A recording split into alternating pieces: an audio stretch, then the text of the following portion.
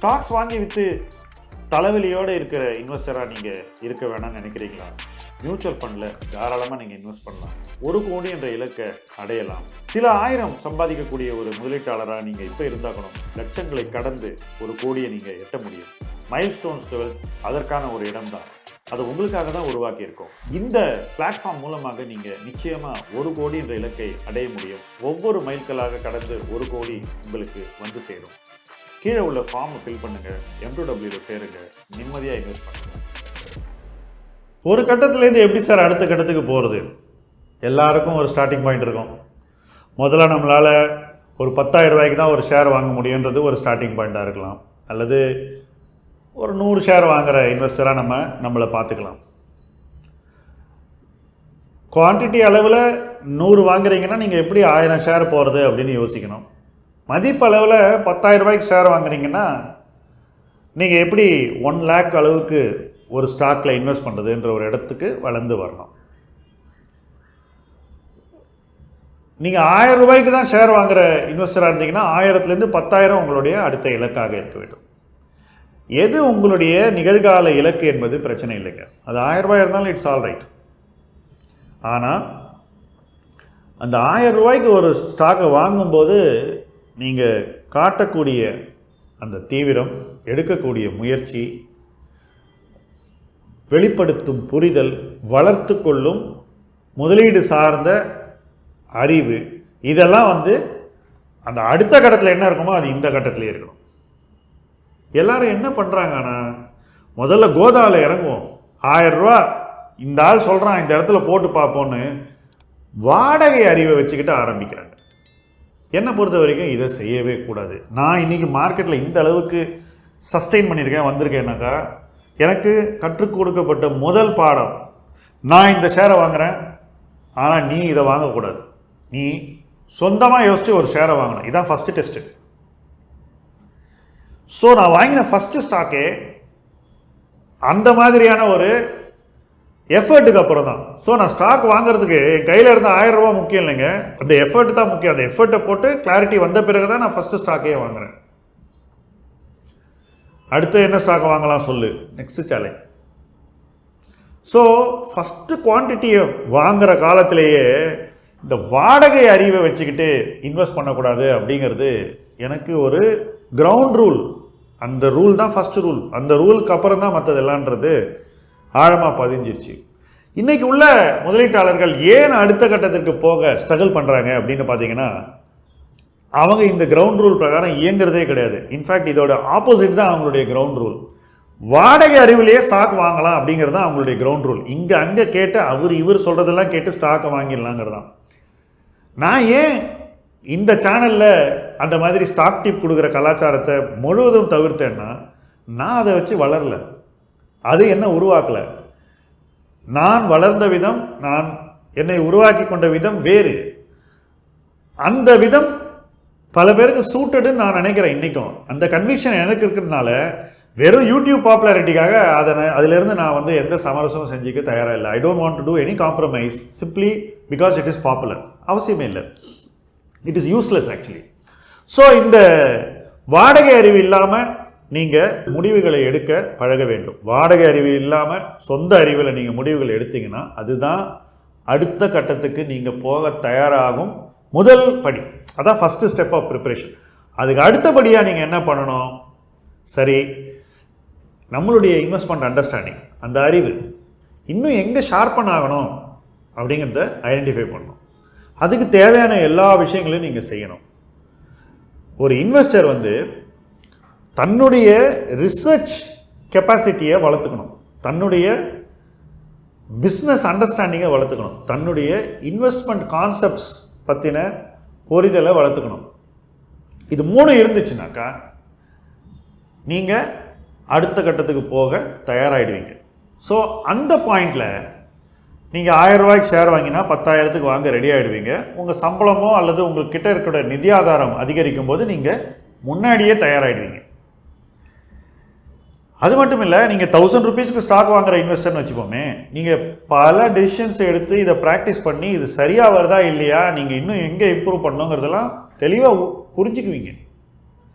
மாறாக நீங்கள் வாடகை அறிவிலேயே இந்த 1000 ரூபாய் இன்வெஸ்ட்மெண்ட் பண்ணுறீங்கன்னா, அவர் சொன்னார்ப்பா, அவர் ஜீனியஸ், அவர் சொன்னதெல்லாம் ஏறுது அப்படின்னு இன்னொருத்தர் அட்மையர் பண்ணிட்டு இருப்பீங்க. சரி, ஒருவேளை அவர் வேலை செய்யறது நிறுத்திட்டு நம்ம சொன்னதெல்லாம் தொட்டதெல்லாம் பொண்ணாயிடும்ன்ற ஓவர் கான்ஃபிடென்ஸில் பேச ஆரம்பிச்சாருனாக்கா அந்த பாதிப்பு ஒரு நேரம் உங்களை பாதிச்சிடும். இதுதான் ஒரு மார்க்கெட் சைக்கிள்லையும் பல பேர் மார்க்கெட்டை விட்டே வெளியேறதுக்கு காரணம். அவங்க ஃபாலோ பண்ணுறவங்க ஃபெயில் ஆகிடுவாங்க, இவங்க ஆட்டோமேட்டிக்காக அவங்க பின்னாடியே போய் ஃபெயில் ஆகிடுவாங்க.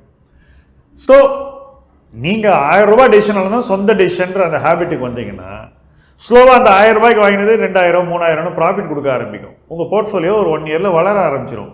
உங்கள் போர்ட்ஃபோலியோ 1 லேக் போகுதுன்னு வச்சுங்க, 10,000லேருந்து நீங்கள் ஸ்லோவாக கொஞ்சம் கொஞ்சமாக சேவ் பண்ணி அதை 1 லேக் கொண்டு வரீங்கன்னா, 1 லேக் வந்தோடனே நீங்கள் 10,000 ரூபாய்க்கு முடிவு எடுக்க வேண்டிய இடத்துக்கு வந்துடுவீங்க. தேவை இருக்குது, அந்த தேவையை நீங்களே ஃபுல்ஃபில் பண்ணுற அளவுக்கு உங்களுடைய திறனை நீங்கள் வளர்த்துக் கொள்வீர்கள். ஸோ ஒரு இடத்துல இருக்கும்போது, ஒரு ஸ்டாக்கில் 1000 ரூபா போடக்கூடிய இடத்துல இருக்கும்போது நீங்கள் ஒரு ஸ்டாக்கில் 10,000 ரூபா போட்டால் அதுக்கு என்ன ப்ரிப்பரேஷன் வேணுமோ அதை பண்ண ஆரம்பிச்சிருவீங்க. 10,000 ரூபா போடக்கூடிய ஒரு இடம் வரும்போது, போட வேண்டிய அவசியம் வரும்போது நீங்கள் ரெடியாக இருப்பீங்க. இப்போ நான் 1000 ரூபாயிலேருந்து 10,000 ரூபாய்க்கு சொன்னது தான் 10,000 ரூபாயிலேருந்து 1 கோடி ரூபா வரைக்கும் பொருந்தும். நீங்கள் 1 லேக் போடலாம், 10 லேக்ஸ் போடலாம், 1 crore போடலாம், 5 crore போடலாம், 10 crore போடலாம். நாளைக்கு 10 crore ஒரு ஸ்டாக்கில் போடணுன்னா கூட இந்த ஹேபிட் உங்களை படிப்படியாக வளர்த்துக்கிட்டே வரும். So every step you will prepare for the next step. அதுதான் முக்கியம் இன்வெஸ்ட்மெண்ட்டில். ஸோ இந்த ப்ரிப்பரேஷன் இருக்கும்போது நான் அந்த இடத்துக்கு போகணும், இப்படியெல்லாம் செய்யணும்னு கற்பனை பண்ணுறது, ஆம்பிஷியஸாக இருக்கிறது ரொம்ப நேச்சுரல். அது வந்துடும். அது வந்தால் நமக்கு ஒரு தலைவலி இருக்காது, கவலை இருக்காது, பயம் இருக்காது. நம்ம ஒரு ஸ்போர்ட்டிவாகவே வளர்ந்துக்கிட்டு இருக்கோம். வேறாஸ் மார்க்கெட்டில் இருக்கிற 90% ஆஃப் பீப்புள் நடுங்கி தான் வளர்றாங்க. ஸோ நீங்கள் உங்களுடைய விதியை கண்ட்ரோல் பண்ணும்போது, உங்கள் எஃபர்ட் மூலமாக நீங்கள் மார்க்கெட்டில் சர்வைவ் ஆகும்போது, நீங்கள் யாரையும் நம்பாமல் உங்களையே நம்பும்போது இது நடக்கும். இது பல பேருக்கு நடந்திருக்கு, நான் பார்த்துருக்கேன், எனக்கும் அந்த அனுபவம் இருக்குது. பலருடைய அந்த வளர்ச்சியை நான் பக்கத்தில் இருந்து பார்த்துருக்கேன். அந்த வளர்ச்சி பலருக்கு கிடைக்காமல் போயிருக்கு. அவங்களுக்கு ஏன் அந்த வளர்ச்சி வரல அப்படின்னு யோசிக்கும் போது இதுதான் காரணங்கிறத தெளிவாக சொல்கிறேன். So if you want to go to the next level, you have to be at that level, even at a lower level. அடுத்த கட்டத்தில் எப்படி இருப்போமோ அதை இன்றைக்கே நீங்கள் ப்ராக்டிஸ் பண்ணணும். அப்படி பண்ணிங்கன்னா நீங்கள் ஒரு ஸ்டேஜ் ஆஃப் இன்வெஸ்ட்மெண்ட் க்ரோத்லேயும் முன்னாடியே தயாராகிடுவீங்க. சக்ஸஸ்ங்கிறது நீங்கள் ஒரு லெவல் வந்தப்புறம் அடுத்த லெவலுக்கு ப்ரிப்பேர் பண்ணுறது இல்லைங்க. ஒரு லெவலில் இருக்கும்போதே அடுத்த லெவலுக்கு ப்ரிப்பேர் பண்ணுறது. இது லைஃபுக்கும் பொருந்தும், இன்வெஸ்ட்மெண்ட்டுக்கும் பொருந்தும். அதை நீங்கள் புரிஞ்சுக்கிட்டா நீங்கள் எப்போவுமே நெக்ஸ்ட் லெவலுக்கு ரெடியாக இருப்பீங்க. ஆனால் இது அவ்வளோ எளிதில்லைங்க. நம்மளை சுற்றி பல பேர் இருக்காங்க, அவங்கள்ட்ட நம்ம இதை சொல்லும்போது என்ன ஓவராக சீன் போடுற அப்படின்னு, அது அவசியம் இல்லைன்னு நினைப்பாங்க 90% ஆஃப் பீப்புள். ஆனால் நான் சொல்கிறேன், அது இல்லைன்னா நீங்கள் இல்லை. எல்லாருமே வளர்ச்சிக்கு முன்னாடியே ப்ரிப்பேர் பண்ணணும். அப்போ தான் அந்த வளர்ச்சியே அவங்களுக்கு வரும். அந்த வளர்ச்சி வந்த பிறகு அவங்க நிலைப்பாங்க. இது எல்லா ஃபீல்டுக்கும் பொருந்தும், இன்வெஸ்ட்மெண்ட் வேர்ல்டுக்கு 200% பொருந்தும். ஸோ அதை புரிஞ்சுக்கிட்டா 1000 ரூபாயிலேருந்தே ஒரு இன்வெஸ்டர் அந்த மாதிரி பிஹேவ் பண்ண ஆரம்பிப்பான். அந்த பிஹேவியர் அவன் அந்த ஃபீல்டில் இருக்கிற வரைக்கும் அவனுக்கு கை கொடுக்கும். லைஃப் டைம் வேல்யூ உள்ள ஒரு பிஹேவியர் இது. அந்த பிஹேவியரை வளர்த்துக்கிட்டீங்கன்னா இன்றைக்கே நீங்கள் அடுத்த கட்டத்துக்கு ரெடி ஆகிடுறீங்க. அல்லது இன்றைக்கே நீங்கள் அடுத்த கட்டத்துக்கு ரெடி ஆகணும்னு தெளிவாக புரிஞ்சுக்கிட்டு உழைக்கிறீங்க. கூடிய சீக்கிரம் நீங்கள் அடுத்த கட்டத்துக்கு தயாராகிடுவீங்க. So prepare for the next level as if you are at that level. அதான் ரொம்ப simple, how to prepare for the next லெவல்ங்கிறது. ஸோ யார் வேணால் 1000 ஷேர் வாங்கலாம், ஒரு கம்பெனியில் 10,000 ஷேர் வாங்கலாம், 1 லட்சம் ஷேர் வாங்கலாம், 10 லட்சம் ஷேர் வாங்கலாம், 1 கோடி ஷேர் கூட ஒரு கம்பெனியில் நீங்கள் வாங்கலாம். But in your mind you must be ready for that. நமக்கு பிடிச்ச ஸ்போர்ட்ஸ்மேன் தலை தோனி எடுத்து மேட்ச்சில் அவ்வளோ டஃப் சுச்சுவேஷனில் அவ்வளோ 6 அடிக்கிறாருன்னா அங்கே போய் நின்னா யோசிக்கிறாரு எங்கே 6 அடிக்கணும்னு? கிடையவே கிடையாது. இல்லது வந்த பாலை எங்கே வேணால் அடிக்கலான்னு அடிக்கிறாரா? கிடையவே கிடையாது. மென்டல் ப்ரிப்பரேஷன் இருக்குது.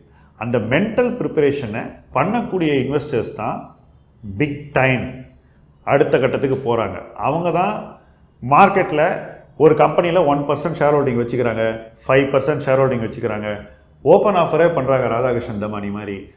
அந்த லெவலுக்கு அவங்களால போக முடியுது. அதை பண்ணாதவங்க நிச்சயமாக வளர்ச்சி இல்லாத முதலீட்டாளர்களாக மார்க்கெட்டில் பல வருஷம் இருப்பாங்க. அந்த மாதிரி there are lakhs of investors அவங்களும் ஏதோ பண்ணிகிட்டு இருக்காங்க, டைம் பாஸ் ஆகுது, ரிட்டர்ன் ஏதோ வருது, அவங்களுக்கு பேசுகிறதுக்கு நல்ல ஜாலியாக இருக்குது, நிறைய பேர் அவங்க பேசுறதெல்லாம் கேட்பாங்க, அவங்களுக்குன்னு ஒரு வட்டம் இருக்கும், அந்த வட்டத்துக்குள்ளே அவர் பெரிய கித்தாப்பாக இருப்பார். ஆனால் ப்ராட் வேர்ல்டில் நீங்கள் இன்வெஸ்ட்மெண்ட்டில் ஷைன் பண்ணோன்னா நீங்கள் இந்த வட்டத்தெல்லாம் உடச்சிட்டு வெளியே போகணும். இந்த இடம்லாம் எனக்கு பத்தாது, என்னுடைய ஸ்டேஜ் இதோட பிகர் ஸ்டேஜ் நீங்கள் உடச்சிக்கிட்டு அடுத்த கட்டத்துக்கு போகணும். அப்படி போனீங்கன்னா அந்த புதிய இடம் உங்களுக்கு ஃபஸ்ட்டு பயத்தை கொடுக்கும். நான் இங்கே இருக்கேனே, நான் எப்படி இங்கே சர்வை பண்ண போகிறேன், நான் என்ன செய்யணும், நான் என்ன செய்யக்கூடாது, எதை சரியாக செய்யணும், எந்த தப்பு செய்யக்கூடாது, இப்படி உங்கள் மைண்ட் நீங்கள் நினைக்க வேண்டிய எல்லா விஷயங்களையும் நினைக்க வைக்கும். அப்படி நினைக்கிற அந்த ஹேபிட் வந்துருச்சுனாலே நீங்கள் அடுத்த கட்டத்துக்கு போயிடுவீங்க. இன்வெஸ்ட்மெண்ட்டுங்கிறத ஒரு கட்டத்தையும் கடந்து அடுத்த கட்டத்திற்கு சென்று அங்கும் வெற்றி அடைந்து அடுத்த கட்டத்துக்கு போகிறது தான். அதுக்காக தான் நம்மலாம் இன்வெஸ்ட் பண்ணவே வரோம். சும்மா நான் இவ்வளோ காசு பார்த்தேன் அப்படின்னு ஸ்க்ரீன்ஷாட் போடுறதுக்கோ அல்லது நான் சொன்ன ஷேர் ஏறி போச்சுன்னு 100 பேருக்கு சொல்கிறதுக்கோ நம்ம இன்வெஸ்ட்மெண்ட் வேர்ல்டுக்கு வாழ்கிறோம். நமக்கு இருக்கக்கூடிய ஒரு கேப்பபிலிட்டியை வளர்த்து கொண்டு அதன் மூலமாக நமக்கு இருக்கக்கூடிய கேபிட்டலை வளர்க்குறது தான் நம்மளுடைய நோக்கம். அப்போ முதல்ல அந்த கேப்பபிலிட்டியை வளர்த்துக்கிட்டு கேபிட்டலை வளர்க்கும் போது நமக்கு இன்னும் கேப்பபிலிட்டி தேவைப்படுறதுங்கிறது நமக்கு புரியும், அதையும் வளர்த்துக்கணும். இது ஒரு ஹேபிட் ஆகிடும். ஸோ ஒரு ஸ்டேஜ்லேயும் கேப்பபிலிட்டி வளரும், கேபிட்டல் வளரும். இது சேர்ந்து வளரும் போது குவான்டிட்டி வாங்குறதுங்கிறது ஒரு ஹேபிட் ஆகிடும். அந்த ஹேபிட்டை வளர்த்துக்கொண்டு உங்களுடைய முதலீட்டு பயணத்தில் நீங்கள் வெற்றி அடைய வேண்டும் என்பதே என்னுடைய விருப்பம். அந்த பயணத்தில் இணைந்து பயணிப்போம். முதலீட்டு களம் உங்கள் களம். நன்றி.